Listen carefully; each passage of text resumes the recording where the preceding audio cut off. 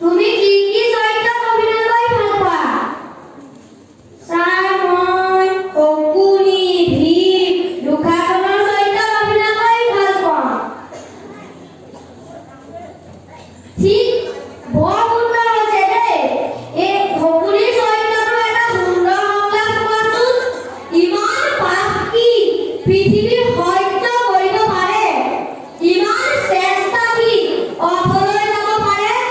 দুৰ্যোধন, তুমি ৰাজৰাজেশ্বৰ, আৰু মই দীনহীন অন্নহীন প্ৰজা।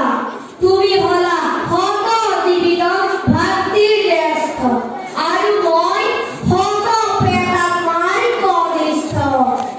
তোমাতে মোৰতে ইমান প্ৰভেদ, অথচ ইমান আপোন।